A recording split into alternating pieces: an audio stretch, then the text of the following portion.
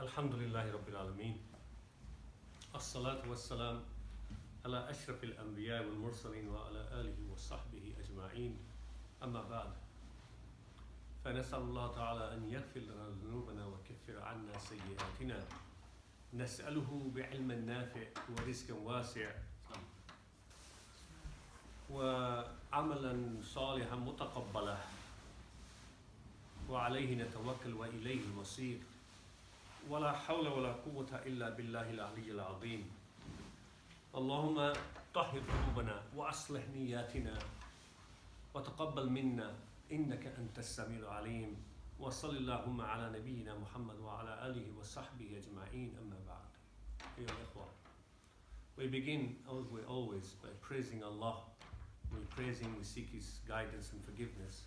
We ask Allah, we implore Allah for useful knowledge and understanding and wide sustenance.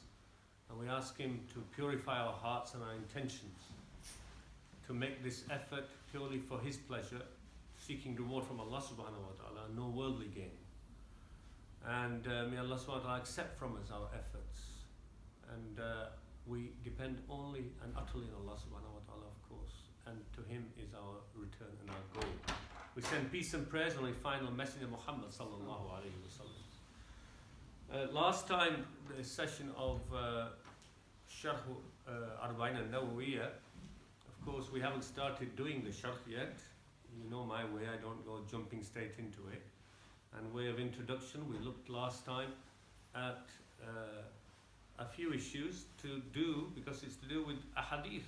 So we looked at the definitions of hadith and sunnah, what the difference was according in the different fields of science in Islam itself, and how to understand them. Then we looked at the place of sunnah and hadith in regards to legal rulings and how Muslims live their life, and that they were essential part without which we couldn't even understand the Quran.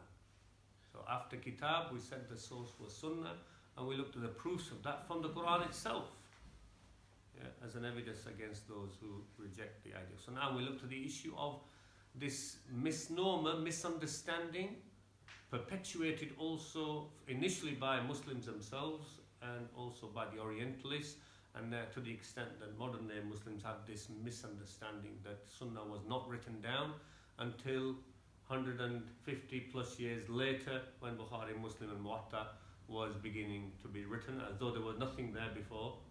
So it gives them a room to say it's all concocted afterwards.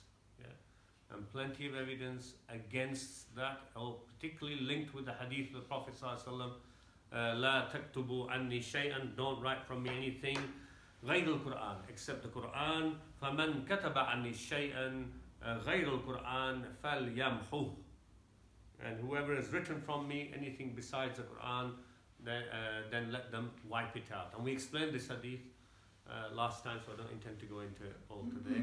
And I started mentioning that we have plenty of evidence, not only from the time of Rasulullah sallallahu alaihi wasallam, which is clear in many ahadith and many reports, and many scholars later on had actually access to nusakh, copies, parchments and books of people who wrote at the Sahaba time. Sahaba time, which are not, they're not extant now, but that's not an evidence to say because they're not available now in the 21st century that they were never written. It's nonsense, okay?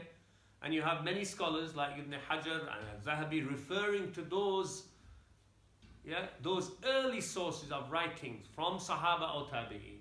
From Sahaba, even though Abu Hurairah makes that famous statement that nobody knows more hadith than he does from the Prophet ﷺ, except perhaps, that's in his opinion, others had plenty of hadith as well, except perhaps Abdullah ibn Amr ibn al-As, because he said, Sahabi, because he writes down the hadith and I learn them off by heart.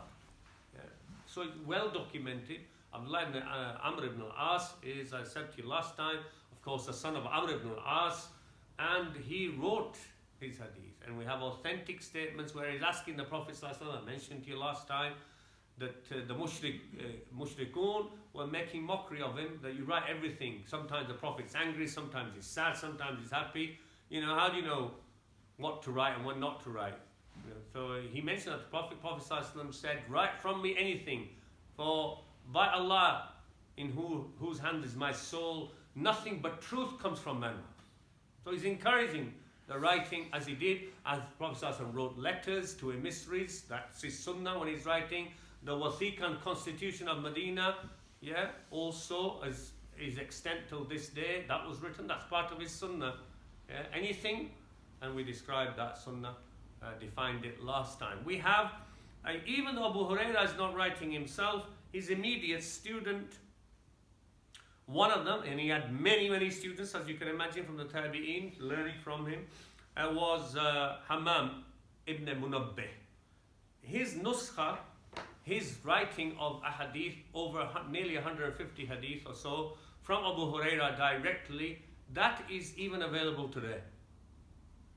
As proof of, and this is not being written 150, 250 years later, from the Prophet ﷺ time, this is Tabi'i writing from Abu Hurairah, who's Sahabi.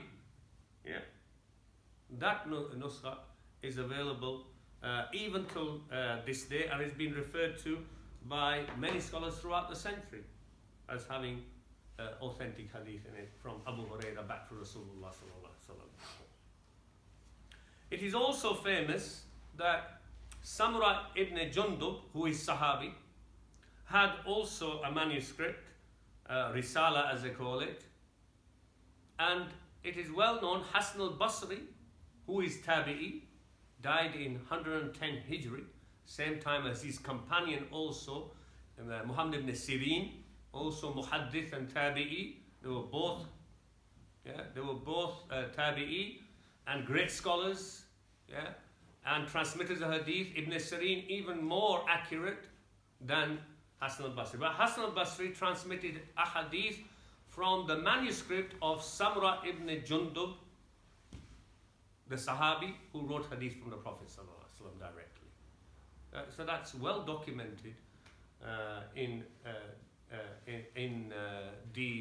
amongst the ulama of Hadith, those who transmit right from early times.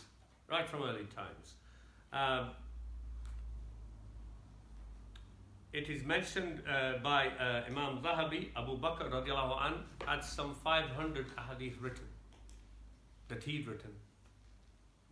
He's not a transmitter of lots of hadith. The likes of Abu Bakr and Omar, etc. You find them from others, depending on how much they were busy with running the state. And he only lived a few years after the Prophet ﷺ. So you're not going to find lots of hadith transmitted from him, obviously, because he's in charge of looking after the state. But those who are busy in learning and teaching, they're the ones who are going to be transmitting hadith. And also, aside from that, there are various, I don't want to go through the exhaustive list of things, but it's to give us an idea, a very clear idea, that there were a hadith written at the Prophet ﷺ time from Sahaba directly, and that increased even more so, even from Sahaba who didn't write, from their students who were the Tabi'een. Abu Hurairah's a case in point. Abu Sayyid al-Khudri, well, to mention, Abu Shah is mentioned in authentic hadith in Bukhari and Muslim, that at Fatu Makkah, the khutbah of the Prophet ﷺ was written by him by order of the Prophet ﷺ. This is mentioned in Bukhari and Muslim. The khutbah, which is hadith, isn't it? Khutbah is hadith. Prophet ﷺ's told what he's saying. So it was written even at the time by the order of Rasulullah ﷺ. It is mentioned by Abu Sayyid al-Khudri in hadith in Bukhari Muslim, which is an authentic hadith.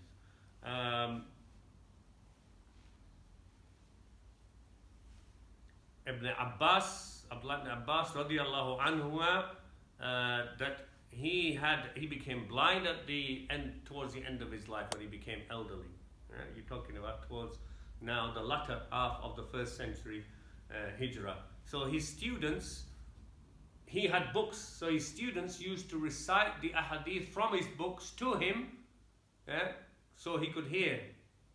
And he was corroborating that this hadith is correct and this is not correct, what you're reading, etc., even though he became blind. Urwa ibn Zubayr, the nephew of al-Mu'mineen Aisha radiallahu anha, it is documented that he wrote hadith from her. Urwa ibn Zubayr, if you remember, mentions that the greatest of scholars that he met, and he's tabi'i from the Sahaba, in his opinion, was al-Mu'mineen Aisha radiallahu anha. Greatest of scholars, he said. Ali radiallahu anhu, his students wrote from him. Ali radiallahu anhu has some writings, mention authentic statement from him, asking him, did the Prophet ﷺ teach you any secret? Because the Shia idea, the idea of Ali having special status and he was given something others weren't given, started spreading even at his time. You know, this is where it started, the political separation. So they asked him, because some were saying he's been given secrets or the Sahaba weren't given. Did the Prophet ﷺ teach you any secrets? He said no. And this is authentically. He said, no, I wasn't taught any secrets except that which Allah gave me knowledge, in understanding the Quran and the Sunnah of the Prophet ﷺ, and that which I have written on my scabbard of my sword. He had a few things written from the Prophet ﷺ. So even he's written things. This is all evidence to show that so much was written at that time. Anas ibn Malik, and I'll finish with that in regards to the evidence.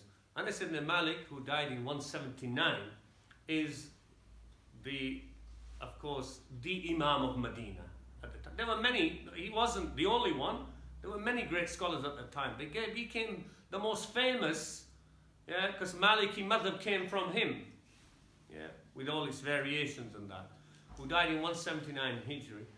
He had his own works, which is a collection of a hadith, but athar as well. Remember I said athar, statements of Sahaba and Tabi'een, and opinions of others, all are collected in his book, the famous book Al-Muwatta.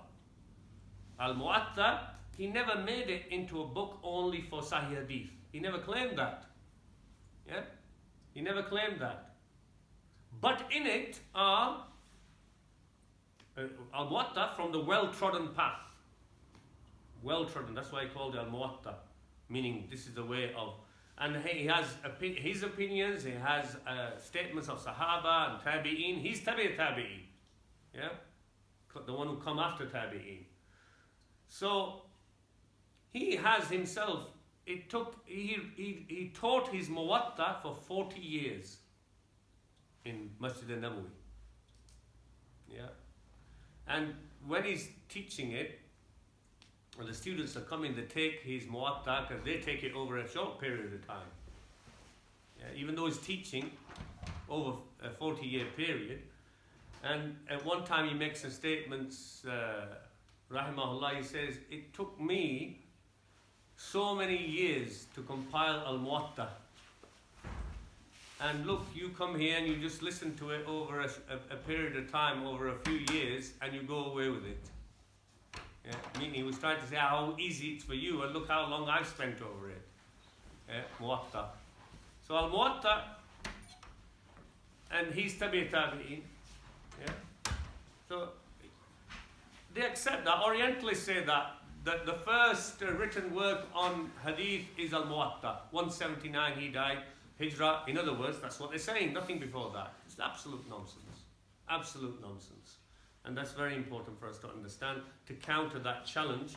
And as I said, the person who challenged that, to challenge the Orientalists, especially in the modern era, was Muhammad Mustafa al-Azami, of Indian background, but he's Alim al-Hadith. My Shaykh himself says is absolutely brilliant. He died last year, may Allah have mercy on him, at 80 years of age. But his works are in English, contesting what the Orientalists, the claims they make, and their poor knowledge and their poor research. He smashed their ideas. Sorry, what was it? Muhammad Mustafa al-Azami. The other person who presently continues in that task, actually, and he's amazing, is Professor Jonathan Brown. You may have heard of him. He embraced Islam more recently. He was a critic of the whole idea of Hadith, etc., when he was a non-Muslim. But he had the brilliant idea to go and find out from the horse's mouth, from the scholars of Hadith in the Arab world, what this was all about. Yeah? And when he did that, he was absolutely, and he obviously went with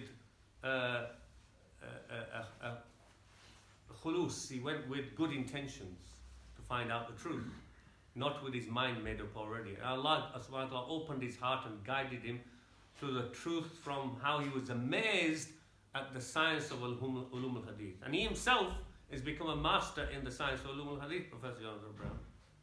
You look at his work, and he has written stuff, and I had the privilege of going to his lecture for a few hours on some of those aspects of how he challenged the Orientalist method of critiquing where knowledge comes from and how they critique it. They call it historical critical method, and how he challenges some of their ideas and said there isn't only one way of critiquing where knowledge has come from. Muslims have their own way, and just because it's different to yours, don't be so arrogant as to think that your way is the only way. Yeah. And they have certain premises and assumptions on which they come to conclusions on, but we have our own premises and assumptions which are not less, but they're to do with Iman. For example, the Orientalist doesn't recognize any position for Sahaba. Nay, forget that. Orientalist doesn't see wahi coming from the Prophet because they don't see him as a prophet. So when they're making criticism, they've thrown all that in the bin. They give no credence to Sahaba and to the statement of the Prophet ﷺ. So when Sahaba says something, yeah, we say Sahaba don't lie. Yeah, as long as it can be established that it's come from Sahabi. This is a very important principle in ulum al-hadith. Yeah. Because the Prophet ﷺ clearly said, as Quran praised them, Prophet ﷺ, and forgave them, the Sahaba, those who were not munafiqs and kuffar, of course we're talking about the believing ones, even despite all their mistakes. So the Prophet ﷺ said, in authentically, خَيْرُ النَّاسِ قَرْنِي ثُمَّ الَّذِينَ يَلُونَهُمْ ثُمَّ الَّذِينَ يَلُونَهُمْ. It's also reported as خَيْرُ الْقَرْنِ قَرْنِي. That is not authentic. The best of people, he said, qarni, as my generation. He said, meant the Sahaba. Then those who follow them, which is tabi'in. Then those who follow them, which is tabi'in.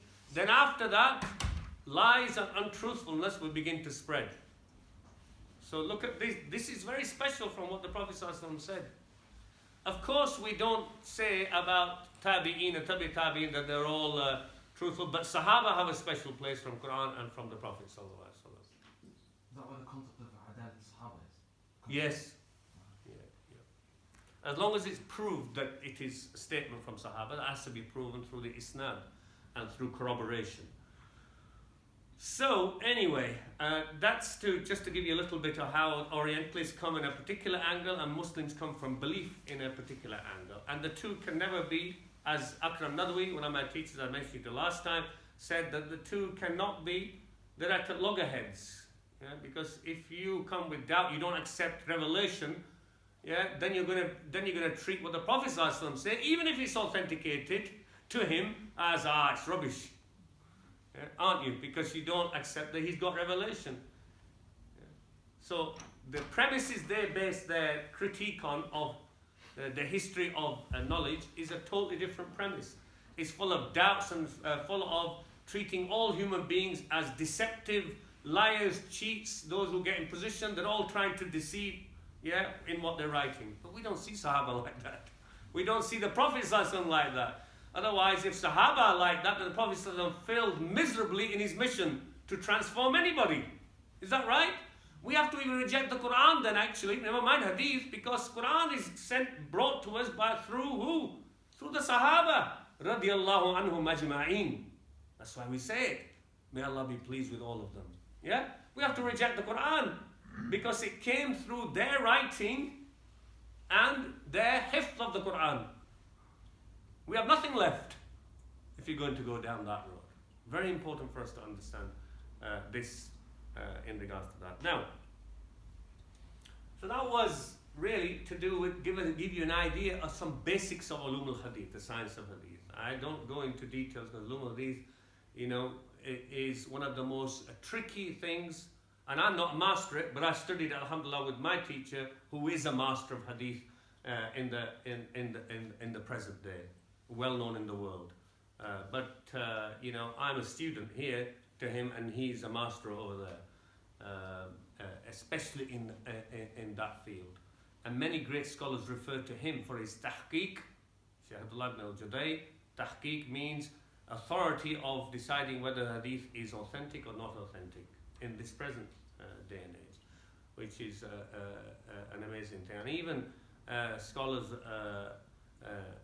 world over, in the last century, Shaykh Albani, of course, rahimahullah, may Allah have mercy on him, is well known as famous for being leading in the field of ulum al-hadith, leading in that field. Shaykh Albani himself mentions and has come across works of Shaykh Abdullah, and Shaykh Abdullah ibn Judai, my teacher, has met him as well, and he has mentioned, and I've seen it in his writing as well, but he's mentioned on other occasions, about Shaykh Abdullah, how he gathered some hadith together and how he deciphered them, how he gave his comments on all the narrators, and then his judgment on the hadith. He said, I have never seen the like of this before from scholars of hadith in the past or the present. Shaykh Albani said that. Shaykh Albani, is seen as, but it's also interesting that my other teacher who spent less time with, Shaykh Akram Nadwi, who also muhaddith, has great respect again. He's met Shaykh Albani, also has critique in hadith. But anyway, that's it's a field that's very specialized.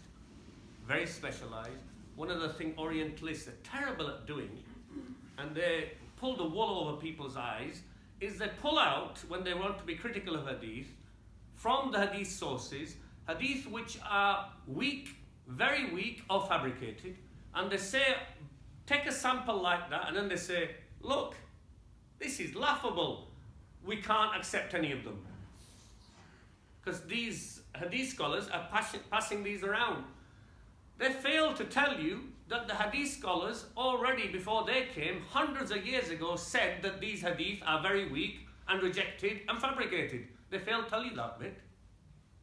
The hadith scholars in the Muslim already know that these hadith are weak and fabricated, that they've already deciphered and separated the weak and the fabricated, and they know that there's people who fabricated, but with their science they were able to detect that. Didn't require the Orientalists to come and tell us that these hadith are weak or fabricated. So this is great injustice how they deal with it.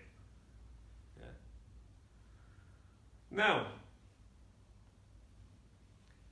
before we go to Nawawi and the Arba'in collection, I want to say something about as-Sihha Sitta. As-Sihha Sitta. Who's heard of the term? Okay. The 6 authentic works of hadith. That's what it means. Okay. What does it mean, and where did this term originate? Yeah.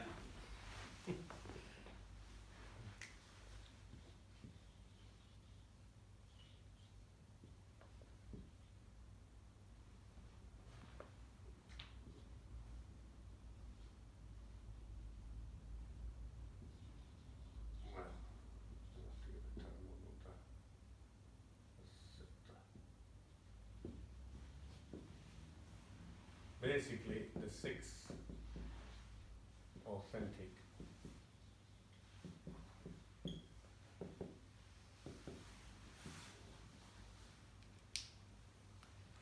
There's a problem with this term. It's very famous. Most students of knowledge know about this term, but they don't know what the problem with it is.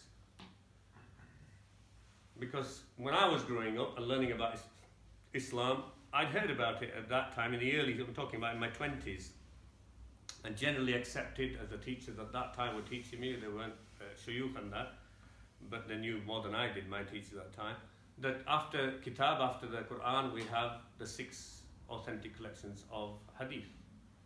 What's the problem with it? First problem with it is gives the impression that there's no other collections of Hadith except these 6, which is nonsense.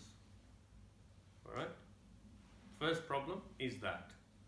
Second problem, it gives the impression that all the Hadith in these 6 collections are authentic.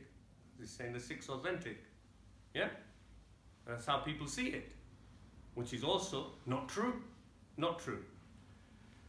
This term started in later times actually, probably in the 5th, 6th century of Hijrah, I'm talking about, Hijri century. So 500-600 years after the Prophet Akram Nadwi, Shaykh Akram Nadwi, he says perhaps initially Ibn Sakan from the 4th century Hijrah, Ibn Sakan, when he was asked about what are the sources of our knowledge, he said after the book, then he went into his house and came out with 4 collections. Sahih Bukhari, Sahih Muslim, what did he bring? At-Tirmidhi and Abu Dawud. Not Tirmidhi, sorry. Abu Dawud and Nasa'i. Abu Dawud and Nasa'i. So those are the 4 he brought. He said these are the foundations of Islamic knowledge after the Quran. So 4 he mentioned at that time. And ulama say around the 6th century, it seems somebody called Abu Tahir al-Silafi, not Salafi, Silafi his name, mentioned then a 5th one. He added Tirmidhi to that collection. Tirmidhi to that collection. So he said these are Qawaid, or the very foundations of Islamic knowledge, these 5 books. Ibn Majah seems to be added later on. Right? So when we're talking about 6 authentic collections, nowadays most people, they think of Sahih Bukhari, excuse my writing, Sahih Muslim,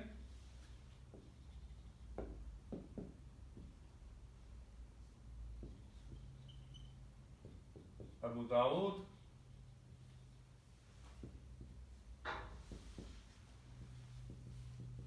At-Tirmidhi, what else did I say? And Nasa'i, not Nisa'i, Nasa'i, and Ibn Majah.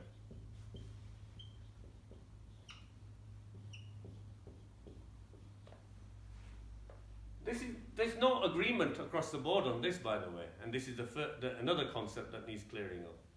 Yeah, another concept they're clearing up. In fact, if you went even hundreds of years back when this idea started, in the Maghrib means North Africa basically, they didn't have Ibn Majah. Some had Ibn Majah. In Maghrib they put Al-Muwatta. I've mentioned that already, haven't I? Whose is that? Imam Malik's. So they added Al-Muwatta to these 5. Yeah? Not Ibn Majah. And then some added like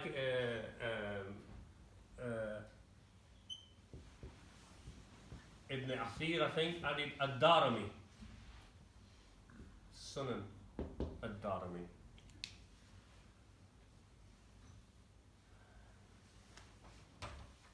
The biggest debate was in regards to Ibn Majah, right? Majority of people over the centuries, ulama of hadith and scholars, had little problem in agreeing these as 5. Now, however, as I said before, these are not the only sources of Sunnah and Hadith. Muwatta's there already. We also have Musnad Ahmad.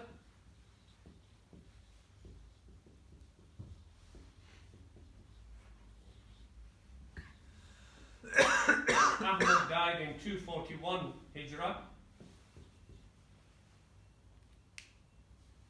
Yeah, Ahmad was the student of Imam Shafi'i. Imam Shafi'i Imam Shafi'i dies in 205 Hijrah, right, of the Shafi'i madhab. Aside from that, we have others like Darimi I've mentioned already, which is not amongst that. Al-Muwatta we have collections of hadith which some even came later, like Sahih ibn Khuzaymah, we have Sahih ibn Hibban, yeah, they're in the more in the 4th century, early 4th century, their collections. We have Musannaf ibn Abi Shayba, which is very early on. Yeah. Some of these terms I'm going to mention just to clarify before I mention some of these people in the category of Musnad, or they're known as Masanid. I'm sorry, it's technical this, but my lessons are usually not just for a reminder. The ideas are meant to be deeper, and I would urge you to take notes if you want to benefit from them. I took notes when I studied it, otherwise there's no way I'd remember it. Yeah, and it helps you understand as time goes on. It means referring to your notes. Masanid, they call them that. In language term, musnad means a hadith which has a sanad connected, complete, going back to the Prophet ﷺ. It's not broken. They call it musnad. But masanid, when they're done in collection form, like Musnad Ahmad, Musnad Bazzar, Al-Bazzar, who was also a collector from the early times, he has hadith as well. Yeah. What they mean by that is that Ahmad, for example, how has he arranged the hadith? He's arranged them in the way of the names of the companions. So he doesn't give titles according to the topic. He gives titles in his chapters according to the Sahaba's name. So if you open Musnad Ahmad, it starts with the names of Khulafa Rashid, the 4 Khulafa Rashid. So he sees them as a top Sahaba, and their ahadith. Then he goes into the Ashra al-Mubashirin, the ones who were 10 who were given the good news of paradise. So he begins with their ahadith then. Then he goes to the rest of the Sahaba in alphabetical order. That's how his musnad is organized. Al-Bazzar will be the same. Interesting to mention that, yes? Does anybody drive a blue Honda Jazz, 61 plate? 61 plate Honda Jazz. Yeah. Is it later in Musnad Darimi, who died in 255, if I remember correctly, Hijri. Some people call his collection Musnad as well. But as I said, Musnad can be used in a language sense, right, of hadith which has a full chain. But really, the way he's organized it on the topic of ahkam, legal rulings to do with tahara, to do with salah, to do with wudu, to do with saum, fasting, hajj, all the rules and regulations, mu'amalat, right? That's how he's organized it. So that's why the better term, why scholars said, is to call it Sunan ad-Darimi. Anyway, so Musnad collection usually means that. We also have a collection, they call them ma'ajim, encyclopedias, yeah, mu'jam. The most famous of those are mu'jam of at-Tabarani. He has 3 different ones, the Kabir, the Awsat, and the Saghir. Yeah, the big one, the middle one, and the small one. Yeah. How he organizes it, he does the hadith according to the names of his scholars, to show how many scholars he had. Yeah. So that's ma'ajim, but it's got hadith in it as well. Yeah. It's got authentic hadith in it, weak hadith in it, fabricated hadith in it. This is Ma'ajim al-Tabarani. Then we have Jawami'. Jawami' compendium. These are the Jawami' and Tirmidhi. In fact, Imam Bukhari, Imam Muslim, and Tirmidhi call theirs collection Jami' al-Mukhtasar, believe it or not. Yeah, compendium, which is an abbreviated compendium. Both Muslim and Bukhari, abbreviated, meaning a shortened version of all the hadith they knew. Imam Bukhari, for example, knows more than 600,000 hadith, and he puts only a few percentage of those. Amongst those are many authentic ones, but Imam Bukhari's criterion for hadith that he wants to put the most authentic ones. That's why some others come afterwards and say, well, why didn't Bukhari put this? But Bukhari's critique and his criterion were strict to pick the strongest hadith. So Imam Bukhari, rahimahullah, most of these collected hadiths is amazing, is from the area of the Khurasan, Iran, Iraq area of the present day, Uzbekistan, Bukhara, Samarkand. Nearly all of these are from that area, by the way, except Imam Malik. Suddenly it shifts, and they travelled around, you see, everywhere in the Muslim world, collecting hadith. In those days, imagine travelling and how much of life and time they spent corroborating. There is nothing like it. No wonder scholars in their time and after have always said, like the likes of Abdullah ibn Mubarak, al-isnad min ad-deen. The chain of narration is from our deen.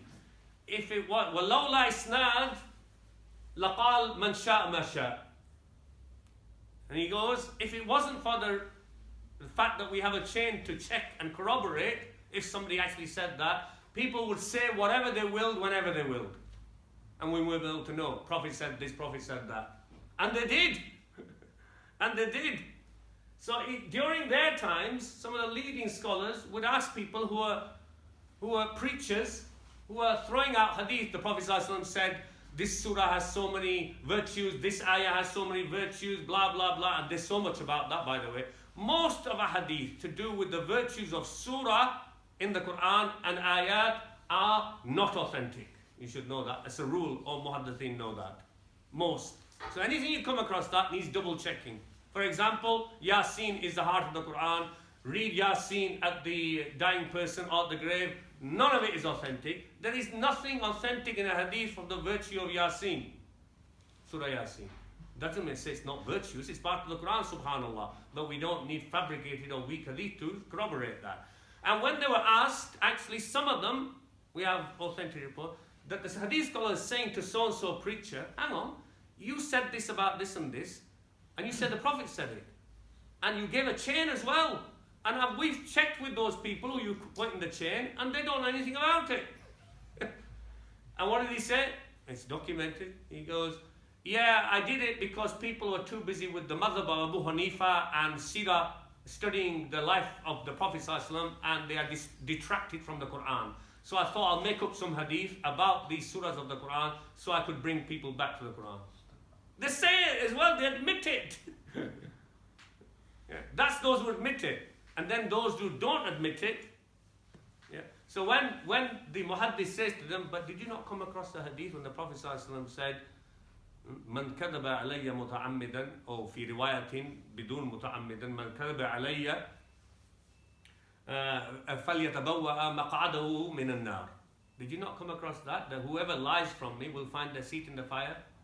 So some of them played tricks with words and said, we're not lying on him, we're lying on behalf of him. Just playing with language words. Anyway, so, where was I? To give you a little bit, how are we doing for time? Oh, we're all right. Now,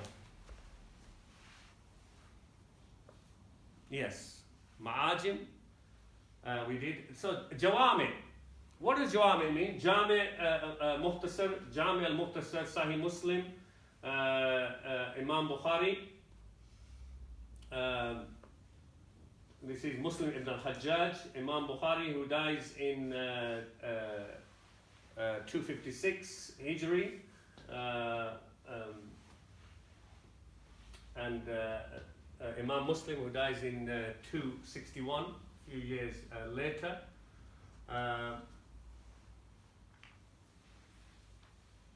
The Jawami, because if you compare them to the likes of the collection of Abu Dawood and Nasa'i, they call their books the Sunan. Sunan, because they deal mainly with the ahkam, to do with wudu, tahara, salah, fasting, and they collect the hadith, and their chapters are all to do with then mu'amalat, buying, selling, contracts, marriage, divorce. Yeah? But Jawami is wider than that. They go into the issues of knowledge, of iman, of seerah topics, life of the Prophet ﷺ, ghazawat, you'll find a hadith to do with that. Yeah? So it's much wider, hence it's a compendium. Yeah? And there, they call them sahih, themselves, the authors. Yeah? Sahih. They're saying this is what we've authenticated, and we've only put in what we think is authentic a hadith. Imam Malik doesn't say that. Imam Malik doesn't say that, even though he's seen at his time as the leader of those who transmit hadith. As my teacher says, that any hadith with a chain transmitted by Imam Malik and with a full chain from the Prophet ﷺ in his Muwatta, they're all authentic. But he doesn't transmit only authentic hadith. He's giving other things which are opinions of others, etc., etc. So that's why this is not called a Sahih collection. Because he didn't call it a Sahih collection. But these two are Sahih collection. They called it Sahih. They called it Sahih. Now, you can have critics of hadith and great scholars who are on par with them, that they can look at it again and say, well, he made a mistake there, because they're human beings. It's not the Quran, is it? Because they can still make mistakes. Yeah? They can still make mistakes.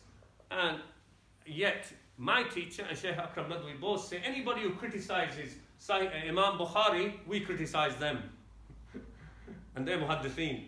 And my teacher says, any hadith recorded in Imam Bukhari's Sahih, which is recorded with a full chain to the Prophet ﷺ, there is no hadith which is not authentic. That's his caliber. His teacher was Ali ibn al-Madini, who was also a muhaddith. There are muhaddithin, nowadays you hear the word muhaddithin, specialists in hadith. Majority of muhaddithin are just transmitters of hadith. They don't know which is authentic and which is not, and they don't know how to corroborate it. Then there are critiques. Those who are critics of hadith, they are called nuqad or naqid. Yeah? They are few and far between. They are not just transmitters. Yeah? They are the likes of Ali ibn Madini, his teacher, yeah? And before him, others like Shu'bat ibn Hajjaj, who was early times, and his two students, Yahya ibn Sayyid al-Qattan and Abdul Rahman ibn al-Mahdi. Yeah? These are all before Imam Bukhari and Muslim. They were great critics of hadith, who these then learnt from. Yeah? They weren't just transmitters of hadith. Imam Malik was a critic of hadith. Wasn't just a transmitter. Wasn't just a transmitter. Anyway, so they put and over the centuries, people have found that there are a handful of hadiths, nevertheless in Muslim, which are not authentic. Which are not authentic. There are ahadith and statements in Imam Bukhari. When he finds that there's a problem with it, he won't transmit it as a chain hadith. He'll put, it is said, or it is heard. He'll put it in a different way. It's there, so people say, oh, look, it's Sahih Bukhari. No, but he's put it in a particular way to show you that he's not happy with it being authentic, but he's put it there just for completion, for knowledge, what was being said. Yeah. So there's many issues, but I don't want to go into. I'm just giving you an overview of what I can.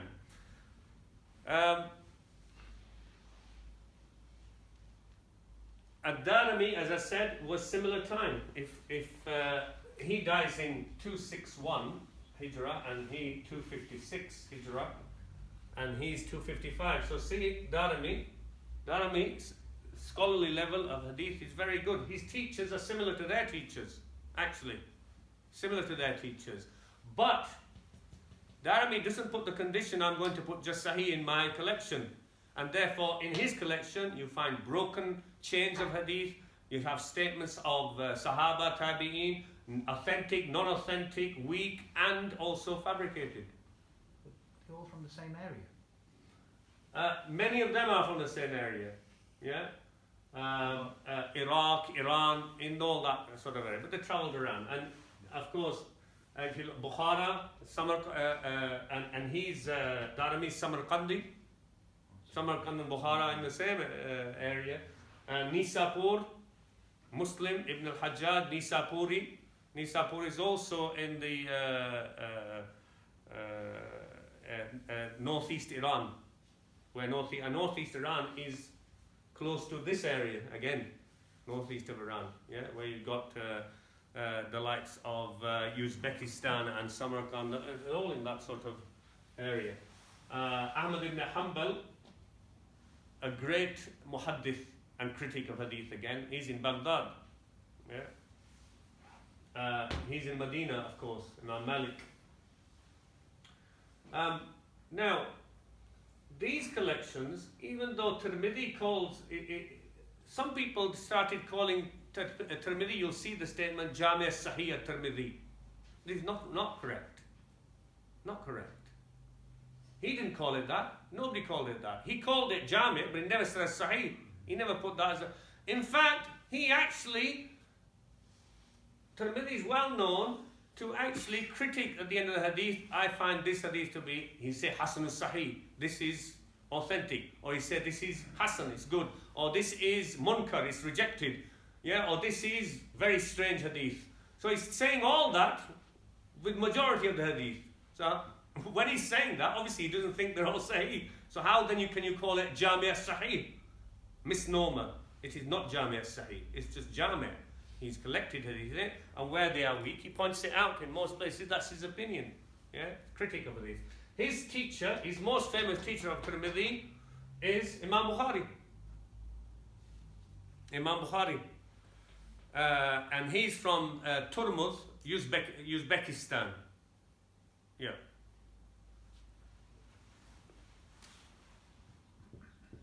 And he dies 279. Yeah. After Hijrah. Tirmidhi is a critic of hadith. Yeah, he's a critic of hadith. His main teacher is Imam Bukhari. Yeah, so his caliber is amazing, actually. He wrote something on the ilal of hadith, which is the illness in hadith, in that topic, which is sometimes part of the Sunan Tirmidhi, as it's called. People called it Sunan because Tirmidhi's chapters, headings, he put it in a similar way, fashion to Abu Dawood and Nasa'i and Ibn Majah. So instead of calling it Jami', they often call it Sunan. Yeah. But actually he himself called it Jami'. Yeah. So this is just a confusion. It's fine to call it Sunan, just the way it's arranged. Abu Dawood is, his main teacher is Ahmad ibn Hanbal. Abu Dawood. Imam Bukhari, Abu Dawood, yeah, are actually mujtahids. They're not just muhaddithin. They are scholars as well. Fuqaha, in other words, faqiz. That's their field as well, of their own right. Majority others are following a particular other madhab, yeah, way of other scholars. So who's Abu Dawud's teacher? Ahmad ibn Hanbal.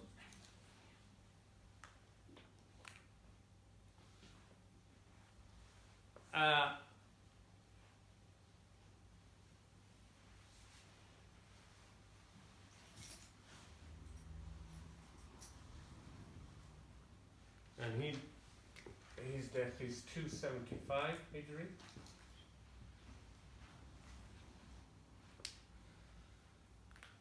Abu Dawud's Sunan is perhaps the most comprehensive. Yeah.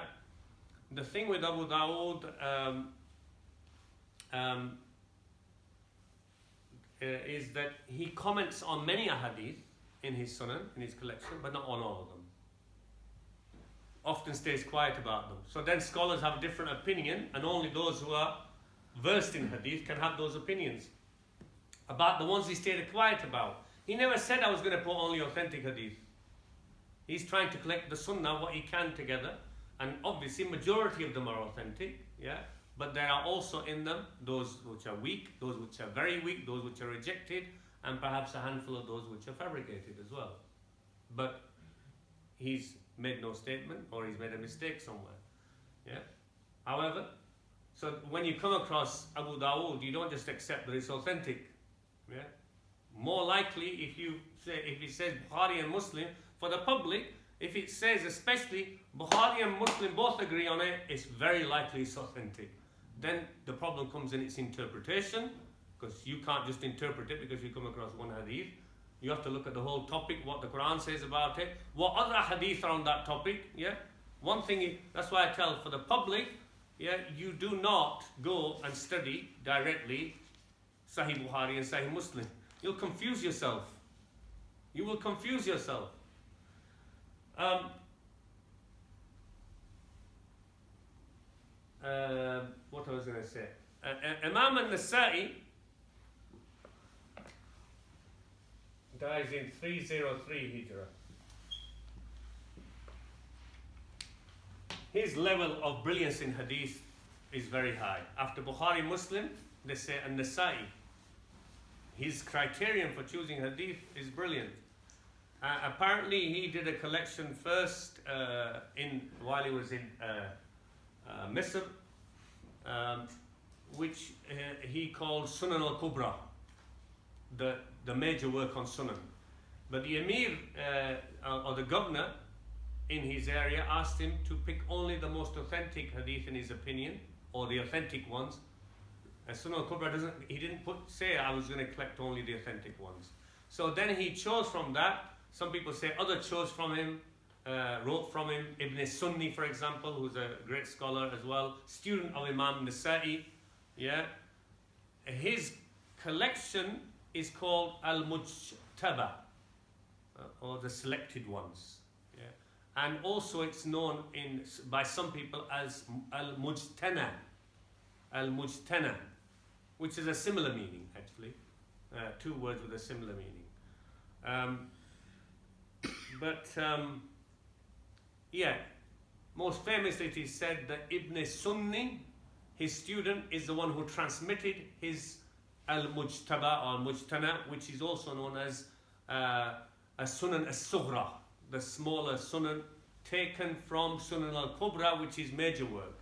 So all of the Sunan al-Sughra is in Sunan al-Kubra, yeah. All of Sunan al-Kubra is not available today. Much of it is available. But Sunan al-Sughra is the Sunan of Nasa'i that's circulated nowadays. Yeah? Those selections that he took. Ibn Majah al-Kazwini, which is in Iran, who dies in 273. Problem with Ibn Majah, even though he's a hadith transmitter scholar, but he's not a critic of hadith. He's a collector. So in his book, although there are many authentic hadith, but there are also more than significant number, as is mentioned by other scholars of hadith that came later, very clearly, many of them mention it. There are many very weak hadith and also fabricated hadith in Sunan Ibn Majah. So they said Sunan Ibn Majah, those scholars like Al-Dhahabi and others said it shouldn't be put amongst this list because it has too many weak, very weak or fabricated hadith in it. So when you have something just in Ibn Majah, you have to be even more cautious than you have to be with Abu Dawood and Tirmidhi and Nasa'i. Its level is not even the same level as Darimi, and not the same level as Muwatta or Musnad Ahmad, yeah, or some of the other collections. And that's the issue with the collection of Ibn Majah. Although it still contains many authentic hadith in it, but then he's corroborating, yeah, by those who are critics of hadith. Yeah.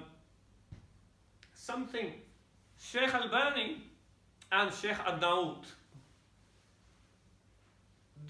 they did something, but did it in a particular and different way, and some criticise Shaykh Albani for doing it that.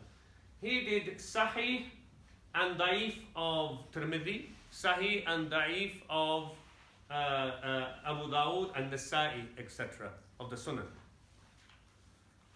So he did his own authentication and weakening of Hadith of the Sunnah, okay, which is published. The thing what he did was, he separated from Tirmidhi and produced a separate book of the Sahih, according to him, on a separate book from Tirmidhi called Da'if. Other scholars of Hadith had a gentle criticism and said you should have kept it together as one book, and because it doesn't belong to you. The book is of Imam Tirmidhi. You're giving your ijtihad opinion on the Hadith. You shouldn't have separated them, kept it together and give your opinion. Yeah, because Imam Tirmidhi had his own opinion. Yeah, which is what Shaykh Arnaout did. Yeah. He did it by keeping the book together, and he gives his own opinion as to what is authentic and what, in his opinion, is weak in the Sunan. Something to finish off with. Who's heard of Mishkatul Masabih? Or Mishkat? Come on, that's the first Hadith book I came across in my early 20s. In fact, that's the only thing, because that was translated in English by Robson, I think. I remember it in the Central Library. Used to go to, like a SWAT, used to go and revise for my A-levels, I think. And I remember in the Islam section, that's one of the books I used to look at and read Hadith in it. Yeah. And that's very, very famous, Mishkatul Masabih. What does it mean? Mishkat means like a niche or an alcove. Masabih are lamps. An alcove of lamps. Lamps are the Hadith. This Hadith book, many people use it as a source because it's available in English, so you can easily refer to it. Yeah, it doesn't even. Sometimes they put the Arabic with it. Other times they just have the English. Yeah. This was originally written in the 5th, 6th century under the title of Masabih as-Sunnah by Al-Baghawi.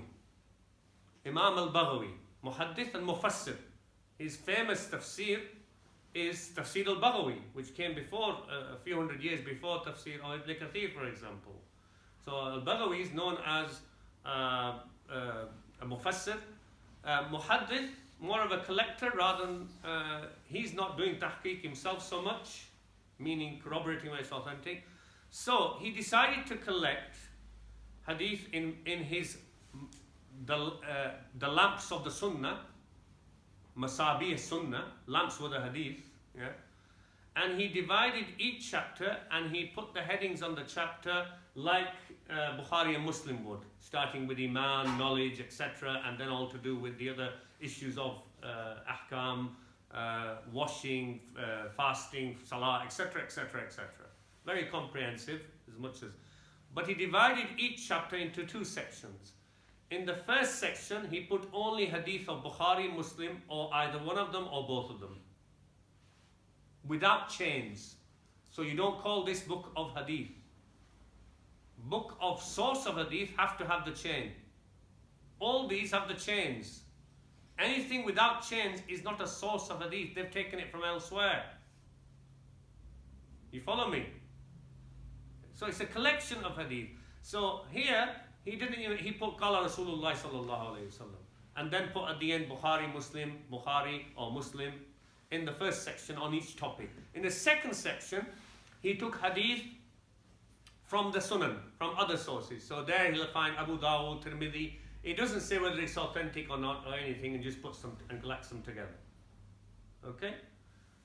Now, a couple of hundred years later, Al-Khatib al-Tabrizi comes along, and he takes the Masabih Sunnah, and now he puts it together, expands on it. He adds a 3rd section in each of the chapters.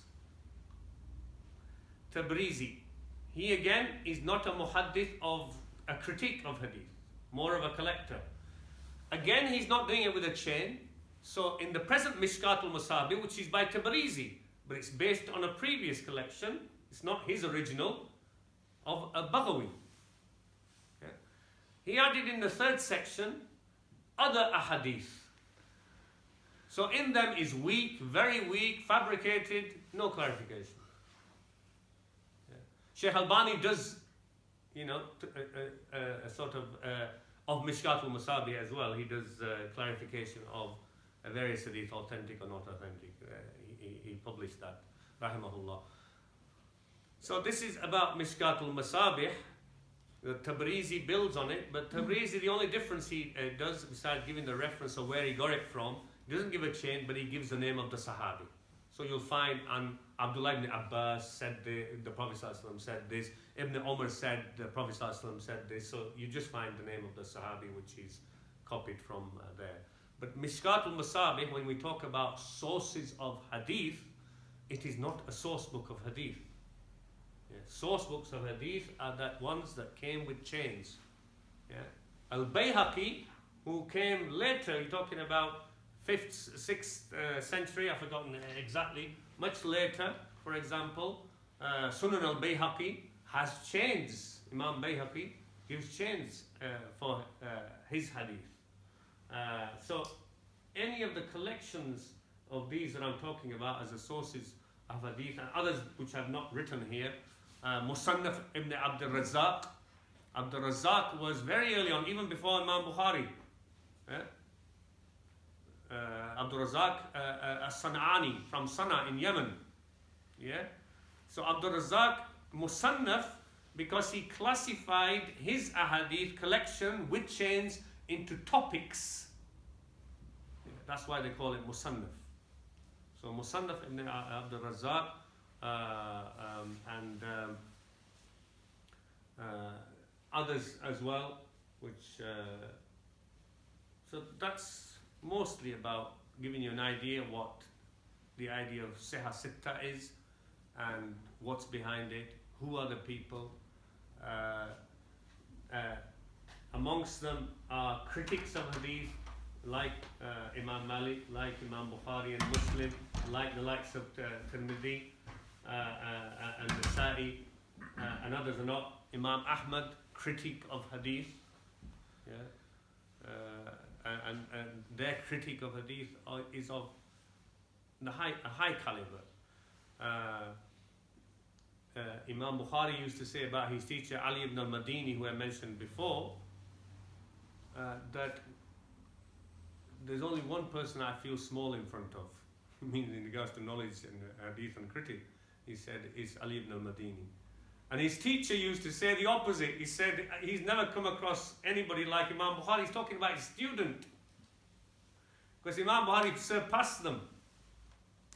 Yeah. So much so that the Ummah till this day, Imam Bukhari, his level, you know, of critique of hadith is just amazing. Amazing. Into getting the truth of was this really said by the Prophet ﷺ. Okay, that's something about Siyasata. What we'll carry on with in future, just to give you an idea, inshallah, bring your notebooks, is we will move on, inshallah, to look at, I would like to say something about Imam Nawawi next time. Yeah, you need to know, when we're talking about Arba'in and Nawawi, you need to know who Imam Nawawi was, to give respect to that. So something about Imam Nawawi. Then we'll also look at his introduction to his Arba'in. Yeah, it's a short introduction, but we'll do a sharh or an explanation of that as well, because there's some very important things in there. And following on from that, I will be saying something, because he mentions hadith, of course, in it, to do with the Arba'in, why he did compile the Arba'in. I'll mention something about 40 hadith and this idea, and about some other examples, because actually hundreds of people wrote Arba'in, 40. Why? What kind of things did they write? Who are some of those people? And we'll look at the idea of Da'if hadith, its place amongst the ulama, scholars and muhaddithin over the centuries, and some misconceptions to do with that. I'll explain all that before we go to hadith number 1, which will be in a few weeks' time, inshallah, of Innamal A'malu bin Niyyat. Barakallahu feekum. Any brief question before the adhan of what we've covered today?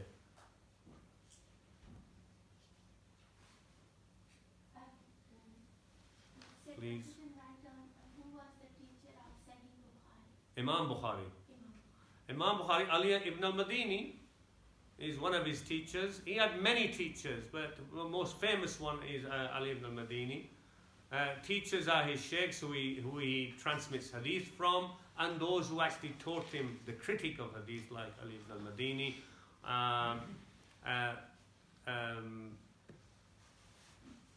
Ishaq ibn Rahaway, which he's muhaddith as well, same sort of time as Imam Ahmad ibn Hanbal. Many teachers, but one of his most famous ones, Ali ibn al-Madini. Anything else?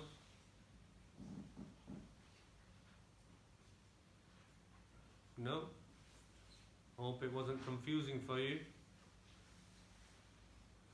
It takes a long time to remember names and absorb this. It takes years, so you have to keep repeating. That's why I say make note, because when you refer to it, when you read more about it, hear about it again, when you hear the names again, then it'll start sticking. Are you putting this on the website?